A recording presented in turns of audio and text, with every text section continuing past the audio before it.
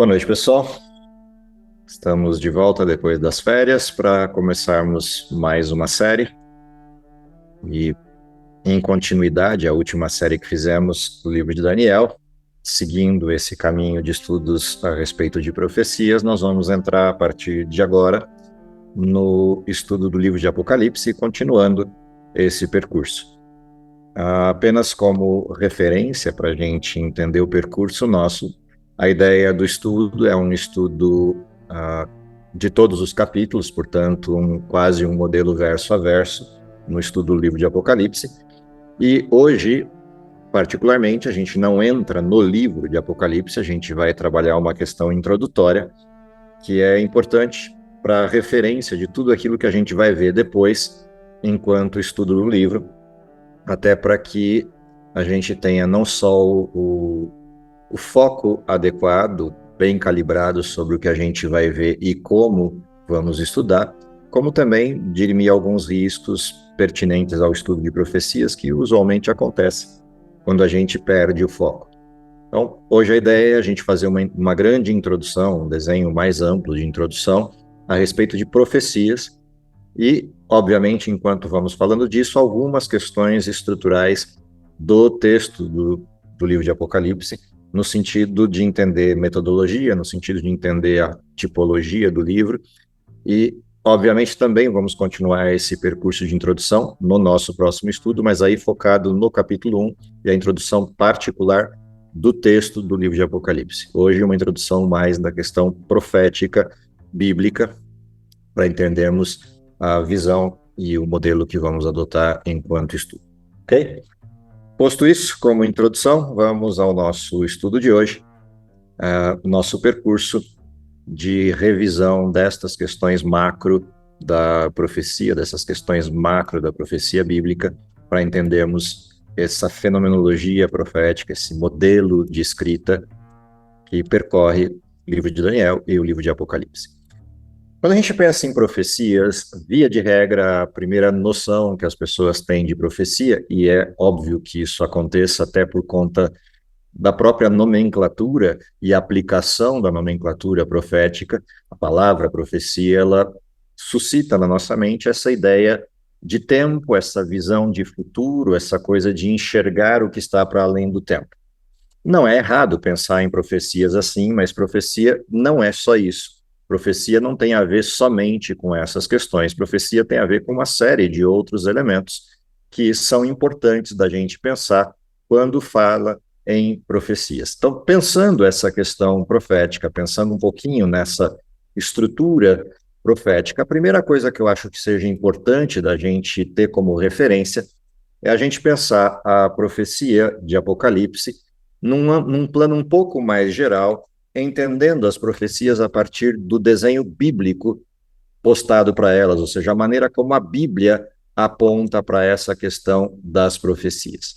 Se a gente pensa dessa forma, ou seja, se a gente observa as profecias a partir dessa referência, óbvio que a gente tem que pensar em alguns dos elementos que podem ofertar algum tipo de dificuldade, algum tipo de problemática, seja na leitura, na interpretação, na forma ou expectativa dos textos proféticos. E um desses referenciais problemáticos em relação à profecia tem a ver com a interpretação ou a metodologia que a gente adote para a interpretação do texto bíblico. Quando estudarmos o texto profético, tanto como fizemos em Daniel, como vamos fazer em Apocalipse, o modelo que a gente vai adotar de interpretação bíblica é o modelo historicista, ou seja, a gente vai ter como referência o fato de que a Bíblia é um livro de histórias, é um livro que aponta para a história com os elementos de demarcação de Deus controlando e acompanhando o processo histórico, mas não só isso, a forma de escrever dos autores proféticos pressupõe uma ligação íntima, direta com a história do mundo, ou seja, profecias estão intimamente ligadas com a estrutura sequencial histórica com que as coisas acontecem e usar desse método é parte do desenho da Bíblia, ou seja, adotar um modelo historicista é respeitar a forma de escrita bíblica. Existem outros modelos de interpretação profética, eu não vou gastar tempo observando esses outros modelos, mas cada um deles oferta algum tipo de risco ou desvio do formato da escrita, ou algum tipo de, entre aspas, forçação de barra para o modelo interpretativo. Enquanto o modelo historicista nos permite um trânsito mais tranquilo sobre o texto bíblico, onde a própria Bíblia, por si mesmo, se interprete e aponte na história, ou seja, nos fatos, nos eventos, naquilo que ocorre na história, o seu próprio cumprimento. Dentro dessa perspectiva histórica, se a gente olha a Bíblia no seu percurso de descrição da história, seja lá no Gênesis ou aqui no Apocalipse, seja no início da Bíblia ou no fim dela, na forma como temos, obviamente, a Bíblia em nossas mãos, há uma coisa importante sobre o modelo histórico. O modelo histórico nos permite observar de maneira bastante fiel, e não só isso, mas de maneira bastante sólida, evidências de que há alguma coisa por trás do texto bíblico que o coordene e o inspire. Afinal de contas, é praticamente impossível a gente explicar por outra via que não seja a via da inspiração ou da interferência de alguém externamente, no caso Deus, sobre todos os eventos. É praticamente impossível explicar como é que a Bíblia consegue antecipar com tanta precisão os eventos que ela descreve. Ou seja, há uma coisa interessante quando a gente pensa em profecia. Olhar para a profecia é um desenho de sustentação da fé. E por que é importante ter essa perspectiva, olhar tanto para Daniel quanto para Apocalipse ou outras profecias bíblicas? É que, ao contrário do que muita gente pensa, o oposto de incredulidade não é fé, e assim o oposto de fé também não tem a ver com incredulidade, embora pareça, afinal de contas, a palavra fé e incredulidade são antônimos no sentido primário, mas no desenho bíblico há uma outra questão importante que aparece ali, que é a esperança neste quadro. Ou seja, quando a gente olha que o oposto de incredulidade na Bíblia é esperança e não fé, isso muda um pouco a perspectiva com a qual a gente olha para as profecias bíblicas. Elas estão lá por uma razão. Elas confirmam para cada um de nós a presença de Deus e nos dão esperança naquilo que Deus fala. Ou seja, olhar para a história bíblica é olhar para promessas que vão sendo feitas ao longo da história bíblica inteira, desde o Éden até a nova terra, o retorno ao Éden. Toda a Bíblia está pautada em promessas. Promessas relativas a uma pessoa central que percorre todo o texto bíblico, a promessa do Cristo. Se a gente vai a Gênesis, a primeira grande promessa que você encontra é do Cristo que viria como cordeiro e morreria em favor daquilo que implica culpa ao ser humano. Se você olha todo o Velho Testamento, ele aponta nessa direção até a vinda do Cordeiro. Se você observa o final da história de Jesus na Terra, ele promete vir outra vez. E todo o Novo Testamento está pautado na esperança de que ele cumpra essa promessa, a segunda vinda. Ou seja, olhar para as profecias é desenvolver esse perfil de quem espera, de quem aguarda e confia na apresentação direta de Deus dentro desse contexto do cumprimento das profecias. Outra coisa interessante de se observar quando a gente pensa no modelo profético é que a estrutura das profecias constroem um mapa bem completo e bem importante de visualização do cumprimento da história. Ou seja, ainda que pareça caótica a história do mundo, quando a gente começa a olhar as profecias, e aqui nesse quadro vocês veem algumas das profecias de Daniel, e você vai percebendo como elas vão se resolvendo no tempo. A história que parece caótica no mundo e a deriva, totalmente sem controle, na realidade não está assim. A história continua tendo como pano de fundo o controle de Deus, acompanhando todos os detalhes dessa história. Uma outra coisa importante quando a gente observa esse modelo historicista e o modelo bíblico de a Bíblia interpretando a si mesma é um princípio que aparece dentro do desenho profético, que também vale a pena recordar, que é o princípio dia-ano. As profecias bíblicas que envolvem normalmente tempo, aquelas que estão ligadas a um tempo definido ou a apresentação de um tempo definido, na maior parte das vezes aparecem como modelos simbólicos, e o princípio nesses símbolos é um princípio dia-ano que está pautado em referências bíblicas, como, por exemplo, o texto de Números 14:34, que deixa bem claro essa questão de que há uma relação direta entre dois elementos. Dias em profecia são pautados como anos proféticos, ou seja, há um simbolismo na descrição. Como no texto de Números, segundo o número dos dias em que espiastes a terra, 40 dias, cada dia representando um ano, levareis sobre vós as vossas iniquidades, 40 anos, e conhecereis o meu afastamento. É a profecia relativa ao povo de Israel, caminhando por 40 anos no deserto, pela falta de fé em Deus, no relato apresentado pelos espias que foram observar a terra e, em vez de retornar com a esperança da terra prometida, retornaram com os desafios e as dificuldades de enfrentar uma terra de gigantes. Outro texto que descreve esse mesmo princípio de ano e que a gente pode observar dentro desse modelo é o texto de Ezequiel, capítulo 4, verso 6, que aponta na mesma direção.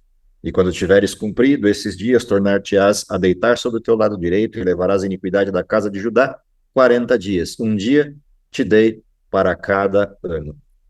Essas referências de correlação entre dias e anos estão presentes em relatos proféticos, como a grande profecia de Daniel, capítulo 8, ou a profecia do capítulo 7 de Daniel, e tantas outras que apresentam esse mesmo tipo de referência.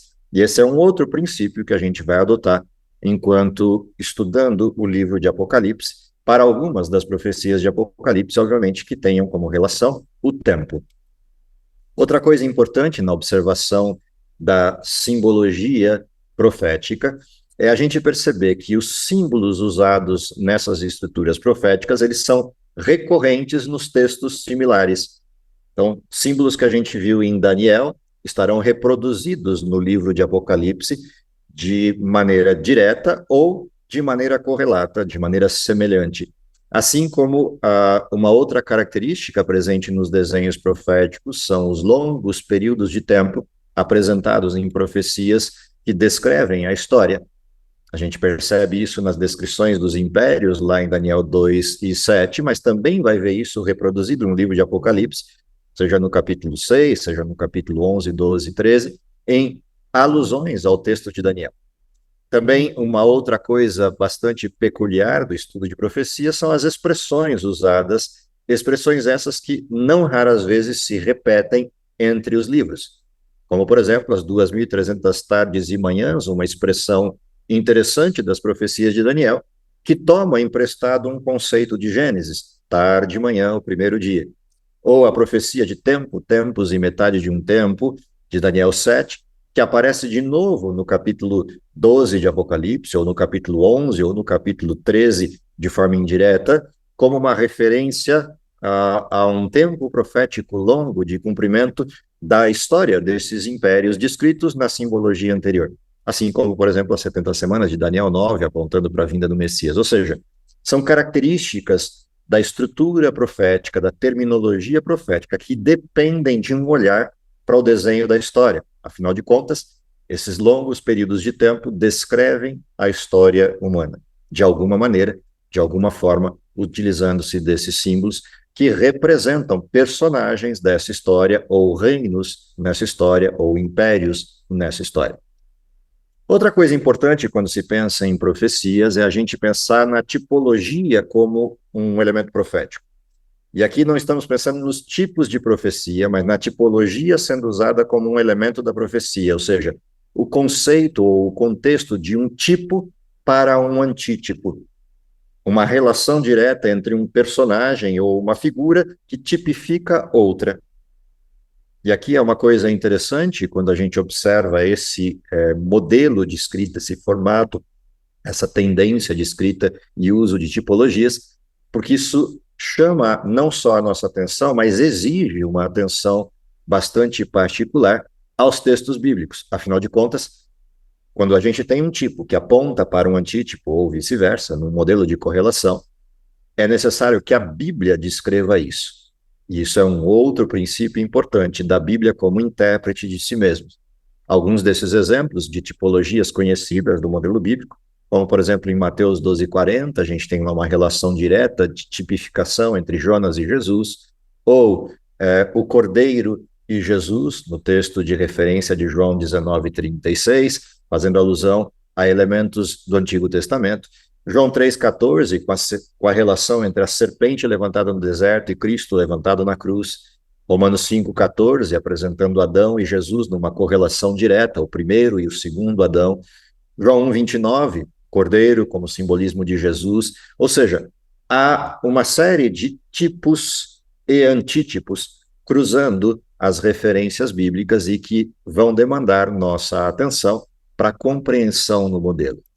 Outra coisa importante quando a gente pensa nessas estruturas é observar que as profecias, elas têm objetivos, elas têm intenções, e o uso dessas estruturas tipológicas reproduz essa intenção, assim como os tipos de profecias manifestam a intenção. Ou seja, tanto a correlação de tipo e antítipo, quanto o tipo de profecias, ou seja, o estilo ou a abordagem das profecias, implicam os objetivos e intenções que elas possuam. O que significa que estudar a profecia implica em a gente descobrir quais eram as intenções, quais são as motivações, tanto no sentido geral da existência de textos proféticos, quanto as questões específicas, as questões diretamente ligadas ao modelo tipológico. Quais são os tipos prevalentes, mais comuns de profecia? A gente vai encontrar profecias na Bíblia ligadas a tempo, com descrições de tempo específico de cumprimento. Profecias cujo foco está em eventos, profecias que são de natureza contextual, ou seja, elas não têm uma aplicação única e direta a um evento, mas implicam em um contexto, descrevem um contexto em que coisas estarão acontecendo, ou perfis de populações ou estruturas, ou um perfil da Terra em um determinado momento específico da história. E profecias descritivas, que narram uma sequência histórica ou descrevem uma sequência histórica de eventos, reinos ou situações, enquanto linha estruturada da história, enquanto linha do tempo da história. Então, quando a gente pensa em profecias de tempo específico, do que estamos falando? Vamos lembrar de algumas delas, só lembrar do livro de Daniel. O livro de Daniel é recheado de profecias de tempo. Aliás, é uma das suas grandes características, a descrição temporal da história. Por exemplo, as 70 semanas de anos, ou seja, 490 anos, que implicavam o processo de Israel desde a sua libertação do cativeiro babilônico e a reconstrução de Jerusalém até a vinda do Messias, sua morte e o início do período do cristianismo. Ou a grande profecia de Daniel, das 2.300 tardes e manhãs, que marcava o início do juízo de Deus, na descrição que estava presente no capítulo 7, quando apontava para um grande período de domínio de um poder que deitaria a verdade por terra e que, ao fim desse domínio, seria retirado do poder e teria início um período intermediário de crescimento da pregação do Evangelho e da esperança de Cristo para o início do juízo.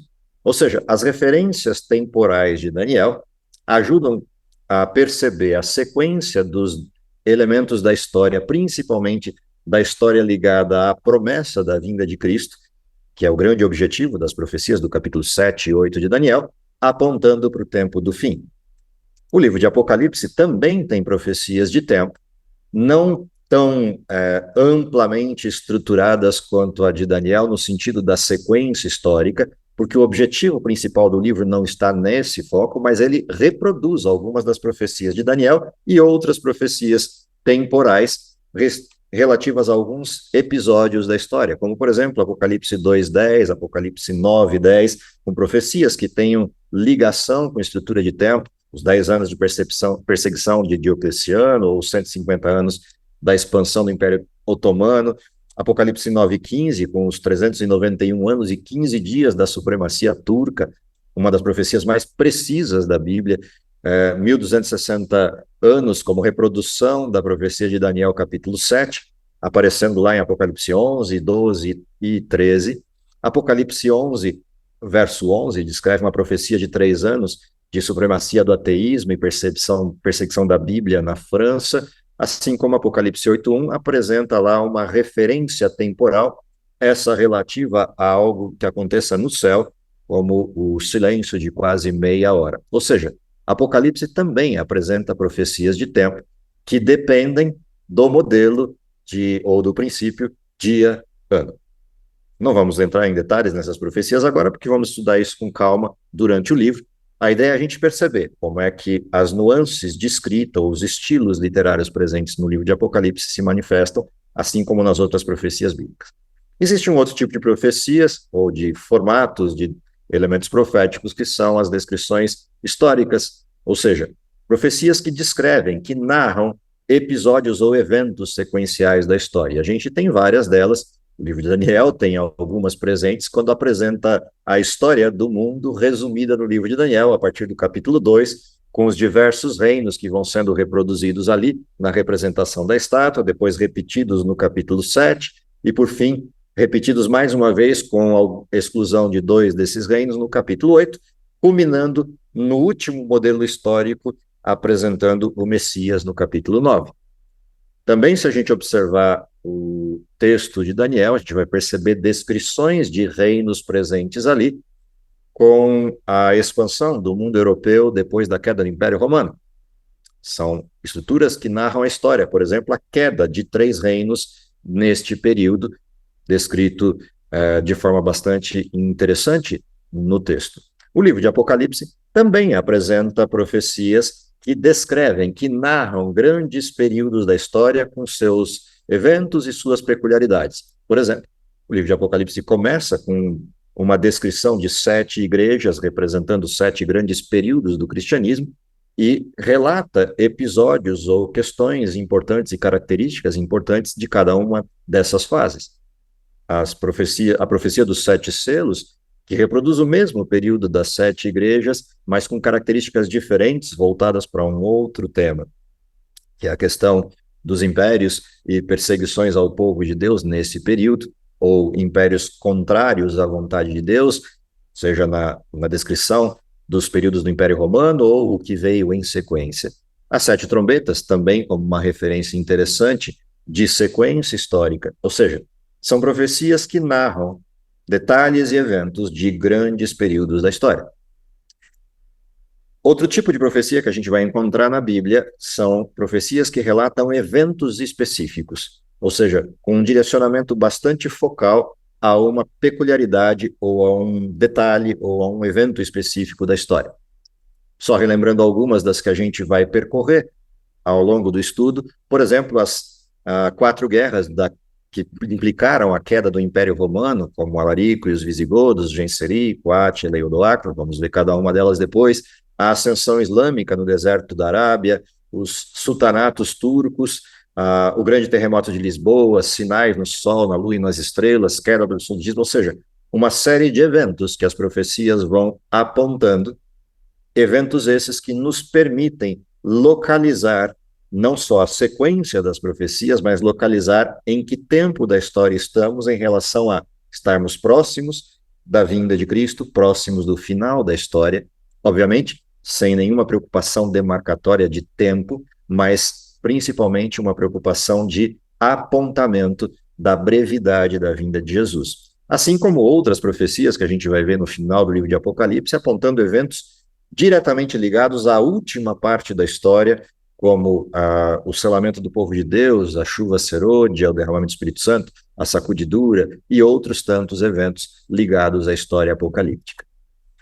Um outro tipo de profecia com a qual a gente vai esbarrar enquanto estivermos estudando o livro de Apocalipse são aquelas que descrevem contexto e que se somam a outras profecias contextuais da Bíblia, como, por exemplo, as profecias relatadas no texto de Timóteo, capítulo 3, 1 a 5, que dão uma foto, um retrato bastante preciso do comportamento da humanidade e das dificuldades que esse comportamento gera antes da vinda de Cristo, ou seja, a proximidade da vinda de Cristo descreve um perfil muito parecido com a população que vivia antes do dilúvio, apresentado lá no livro de Gênesis. São profecias que descrevem contexto, não tem um evento específico, nem tempo, elas estão relatando como a sociedade vai estar se comportando próximo da vinda de Jesus. Outro grupo de profecias bastante famosos de contextos são as profecias de Mateus 24 ou Lucas 21, que descrevem os sinais que antecedem a vinda de Jesus, sinais esses contextuais, guerras, pestes, rumores de guerras, a iniquidade se multiplicando e uma série de outros elementos contextuais que anunciam a brevidade da vinda de Jesus e que mostram um processo crescente da maldade no mundo, da iniquidade do mundo, até a completa insustentabilidade e a necessidade, portanto, da intervenção de Deus, encerrando o processo histórico. Como falamos, profecias têm objetivos, e afinal de contas, qual é o grande propósito de estudarmos profecias na Bíblia? Há um texto que eu gosto bastante, já usamos esse texto quando estudávamos o livro de Daniel, vou relembrá-lo. Isaías 46, os versos 9 e 10, retratam o propósito central das profecias. As profecias estão, em primeiro lugar, para demonstrar que Deus é Deus, que Ele é aquilo que Ele diz ser e que não existe ninguém semelhante a Ele. E a razão para isso é que Ele é o único que anuncia o fim desde o princípio e executa toda a sua vontade. Ou seja, quando estudamos profecias, somos chamados a atenção a observar isso, a perceber que Deus é Deus, que Deus se confirma no tempo, que Deus se confirma na história, e de forma inquestionável. Uma outra questão importante do estudo profético é a gente perceber que as profecias também vinculam o nosso olhar a algo importante, uma promessa. E no caso de Apocalipse, isso fica explícito na introdução do livro, quando o capítulo 1, no verso 3, expressa bem-aventurado aquele que lê, aquele que ouve as palavras da profecia que está nesse livro, que guarda as coisas que estão ali escritas, porque o tempo está próximo. Ou seja, o grande objetivo, no caso específico do estudo de Apocalipse, é a gente perceber a proximidade do cumprimento de uma promessa feita por um personagem, que é o personagem central do livro de Apocalipse, que a gente vai ver no nosso segundo estudo. Além disso, quando a gente pensa nessa estrutura de objetivos ligados ao texto, é necessário a gente lembrar que os textos proféticos servem de sinais ou de alertas. Ou seja, é como se fosse uma grande sirene avisando a gente de grandes eventos que estão por vir, de grandes coisas que estão por acontecer e de que as coisas que estão acontecendo apontam para determinados elementos da história e da forma como Deus pretende que a história termine. Ou seja, quando a Bíblia fala de sinais, pestes, mortandades, guerras, calamidades, no mundo natural, no mundo físico, no mundo social ou humano, na realidade tudo isso são sinais de alerta, para que a gente deixe de olhar para as coisas desse mundo e passe a prestar atenção naquilo que Deus prometeu, para além dessa história em que o pecado parece dominar, mas na realidade já está vencido. Uma segunda coisa importante quando a gente pensa nas profecias é que elas demarcam tempo. Demarcam tempo, seja no sentido específico de profecias que tinham período para início e término, como tempos gerais, no sentido de marcar a proximidade da vinda de Jesus, como, por exemplo, os grandes sinais de Mateus 24 ou de Lucas 21, os sinais no Sol, na Lua e nas estrelas, e os grandes terremotos, em particular um deles, o terremoto de Lisboa, demarcando o início do tempo do fim. Ou seja, são sinalizadores como aqueles que a gente encontra numa estrada que vão demarcando. Faltam 40 quilômetros, faltam 30 quilômetros, ou você está próximo do seu destino. Os sinais servem também para isso. Além disso, os sinais podem vir com alertas que tenham dentro deles instruções. E a gente vai encontrar vários desses tipos de sinais que vêm carregados de algum tipo de instrução do que deve ser feito pelo povo de Deus, como preparo, ou a partir daquele sinal como um comportamento esperado. E a gente vai ver alguns desses comportamentos esperados nas profecias relativas, por exemplo, à lei de Deus, presentes no livro de Apocalipse, ou profecias, por exemplo, relativas às grandes catástrofes, às pragas previstas no livro de Apocalipse, e o preparo prévio que o povo de Deus tem que ter para passar por isso. Essas questões são importantes ao observarmos a condução do livro. Uma outra coisa interessante na observação da condução das profecias de Apocalipse é o paralelo que os textos proféticos vão fazendo, semelhantemente a Daniel, que repetia a mesma história várias vezes, no capítulo 2, no capítulo 7, 8 e 9, e depois no 11, 10, 11 e 12. A gente também encontra isso nas profecias apocalípticas, com as 7 igrejas, os 7 selos, as 7 trombetas, e lá no final também mais uma alusão ao número 7, que são as 7 pragas. E a gente vai passar com detalhe por cada uma dessas correlações, mas o que é interessante é perceber que há uma interligação na simbologia, da qual a interpretação depende, e ao mesmo tempo estamos varrendo os mesmos períodos históricos em sequência, com focos diferentes. Enquanto o primeiro foco está na proteção sobre o povo de Deus, o segundo foco está na ira de Deus manifesta contra os ímpios, o que é também interessante de observar pela forma como o relato se estrutura, e, por fim, culminando com o desenho de apresentação de misericórdia no final do primeiro bloco de referência e a ausência da misericórdia quando as pragas caem e Deus encerra a história do mundo. Essas correlações também são igualmente importantes no modelo. Como última questão, nessa nossa introdução, um grande perigo que a gente tem no estudo da profecia é o perigo de especulações. Ou seja, tentar adivinhar o que coisas que não estão reveladas querem dizer, ou tentar ficar fazendo aplicações que o texto não fez, ou que a Bíblia não é precisa ou não é totalmente transparente a respeito de um determinado modelo. Ou seja, existem partes da Bíblia ou partes da profecia que só serão percebidas ou entendidas quando acontecerem. E não adianta a gente ficar tentando adivinhar essas coisas, porque elas não estão ali para satisfazer a nossa curiosidade quanto ao futuro. As profecias foram dadas para a gente olhar para o passado. Ou seja, quando eu olho o cumprimento das profecias, eu tenho certeza de que Deus é Deus. Quando eu olho que Deus confirma-se a partir das suas promessas, eu tenho certeza de que ele não muda, e por isso não existe outro igual a ele. Ele anuncia o fim desde o princípio, ou seja, quando eu chego lá neste fim, eu descubro que Deus continua cumprindo o que prometeu.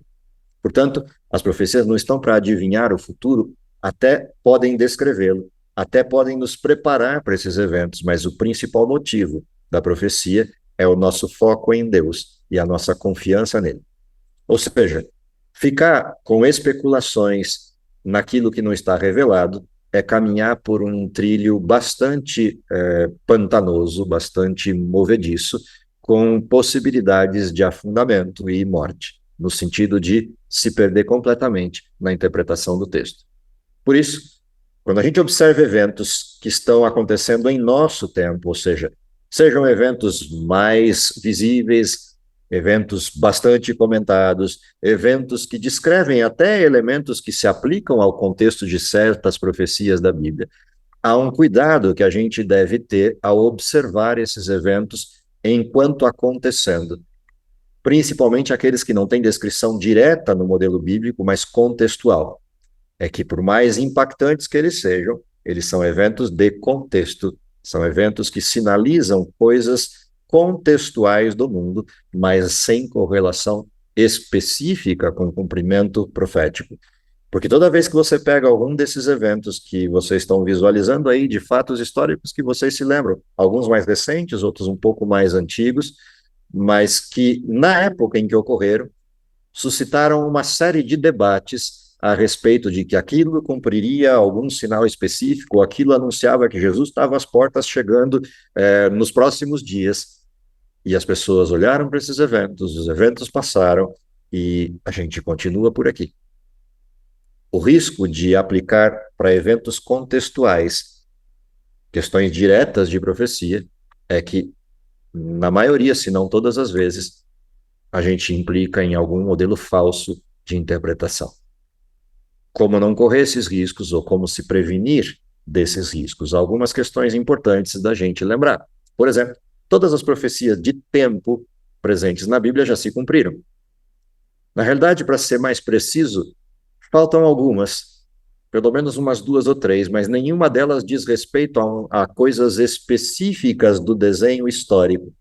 São profecias que apresentam duração de algum evento. Por exemplo, duração das pragas, duração do silêncio no céu, Ou seja, não tem correlação direta com uma sequência histórica de eventos, mas com o tempo que alguns eventos, quando acontecerem, vão durar. Portanto, não podem ser chamadas de profecia de tempo no sentido estrito, porque elas não descrevem datas da história. Elas descrevem simplesmente o tempo de duração de um evento. Ou seja, é correto afirmar que todas as profecias de tempo da Bíblia já se cumpriram. Diferenciar profecias de eventos de profecias contextuais é muito importante para a gente não cometer erros, como aqueles eventos que eu mostrei nas fotos agora há pouco. Cuidado com as profecias condicionais. Existem profecias na Bíblia que dependem de uma determinada condição para acontecer de um jeito ou de outro, ou para acontecer ou não acontecer. E, portanto, se estão condicionadas, é necessário que se cumpra a condição. E, portanto, aplicar profecias condicionais a elementos incondicionais é um equívoco. Preste atenção nas profecias que contêm alertas com instruções. Por que razão?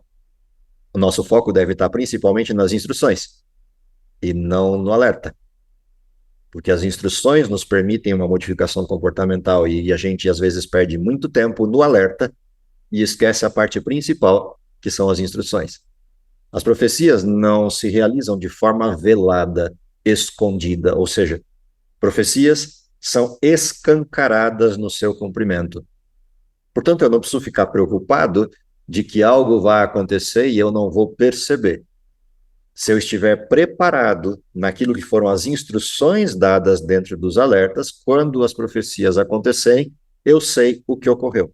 Ou seja, uma dica importante: preocupe-se mais com o que do que com o como em relação a profecias. Ou seja, não me interessa tanto como as profecias vão acontecer, quais são os detalhes que vão estar envolvidos no seu acontecimento, no sentido de o que vai provocar o quê.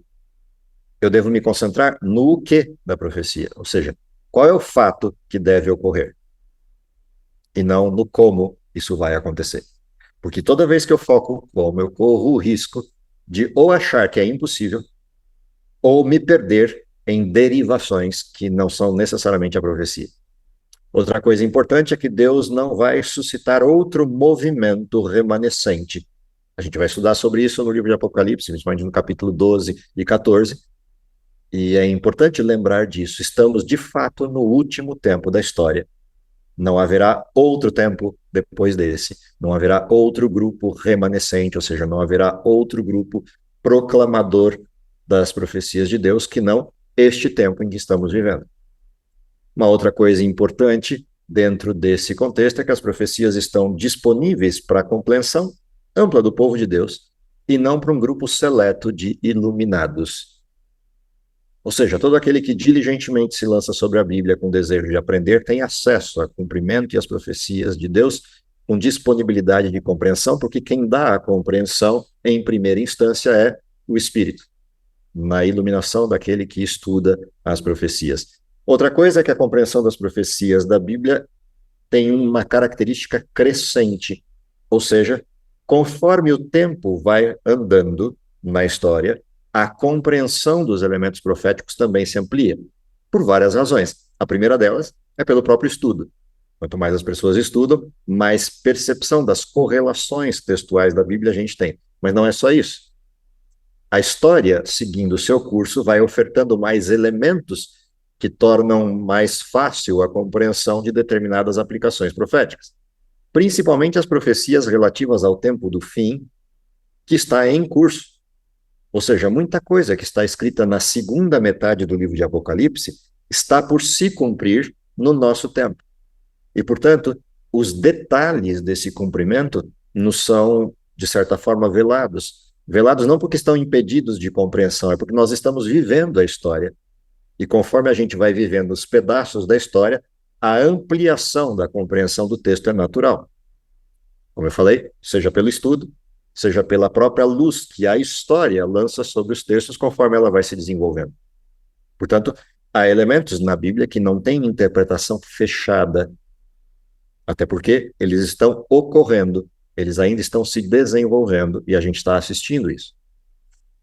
Como último detalhe, Deus concedeu luz especial ao povo remanescente. Isso significa que essa luz deve ser usada. mas não deve ser abusada. Ou seja, Deus deu luz para que a gente use, mas a gente não deve focar neste uso de maneira indevida ou de maneira exacerbada, esquecendo do porquê esse texto está lá e do porquê ele nos foi concedido. Ou seja, quando a gente usa os elementos correlatos para além do desenho específico escriturístico bíblico, é necessário lembrar que sim, Deus deu luz para o tempo do fim, mas essa luz tem objetivo específico e deve ser usada com este objetivo específico, que é a restauração da igreja cristã. Ou seja, toda vez que Deus suscita profecia ou suscita profeta, há um alvo central, a restauração do povo de Deus e o foco na esperança. Portanto, como eu falei, use, mas não abuse destes textos de revelação, não porque você não possa usá-los, mas porque o uso inadequado deles produz muito mais prejuízos do que benefícios. O uso adequado restaura o povo de Deus para este tempo, com as instruções específicas para quem precisa viver nesse tempo. Termino com dois textos clássicos da questão profética. O primeiro deles, uma reflexão, o Salmo 19, verso 1. Os céus declaram a glória de Deus, o firmamento, a obra de suas mãos. Por que gosto desse texto? Primeiro, pela figura que esse texto traz, que é a imaginação de um grande quadro, onde alguém vai e começa a fazer um desenho, e conforme esse desenho vai criando forma, vai criando corpo, a gente vai percebendo o que o desenho quer dizer e para onde ele aponta, mas a gente só vai ter certeza quando o desenho, de tudo, quando o desenho terminar. Ou seja, os céus, sim, declaram a glória de Deus, como se eu estivesse olhando para o Deus Criador, e o firmamento anunciando suas obras, significa que Deus continua desenhando a história a olhos vistos, para quem quiser ver. No segundo e último texto, Deus escolheu as coisas loucas desse mundo para confundir as sábias, e Deus escolheu as coisas fracas deste mundo para confundir os fortes. Esse texto expressa o cuidado com que temos que transitar, passear por dentro do texto bíblico, por dentro do texto profético, tendo sempre a percepção de que se Deus não inspirar, Deus não iluminar a nossa mente para que possamos compreender o texto, literalmente ele vai ser loucura, literalmente ele vai ser confusão. Ao contrário disso, se tivermos em Deus a âncora para a interpretação, para a compreensão e para a iluminação da nossa mente enquanto estudamos, e tivermos clareza da nossa pequenez frente ao texto, então sim, aquilo que Deus prometeu se cumprirá em nós, que é aquilo que parece loucura para o mundo, é a sabedoria de Deus manifesta nos seus filhos. Aquilo que parece confusão e dificuldade para o mundo é aquilo que nos fortalece enquanto estudo. Que essa seja a nossa jornada durante o tempo que estivermos juntos estudando Apocalipse. Esse é o meu desejo para vocês, é o meu desejo para mim, nessa revisão, nesse tempo que vamos percorrer as profecias relativas ao nosso tempo e à nossa maior esperança, que é a vinda de Jesus. Que Deus abençoe vocês. Esse é o meu desejo para todos. Vamos orar?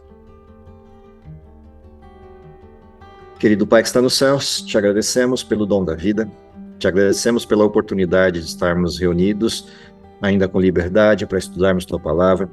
Te agradecemos pela maravilha das profecias que nos permitem renovar, fortalecer e principalmente focar a esperança no tempo em que vivemos. Abençoa cada um dos que estiverem conosco, participando desse estudo, seja ao vivo, seja em visualizações futuras, para que renove sua esperança, arregace as mangas na direção do trabalho necessário da proclamação do Evangelho nesse tempo, e que, se possível, possamos vê-lo voltando ainda em nossa geração. É o nosso pedido e o nosso agradecimento por Jesus. Amém.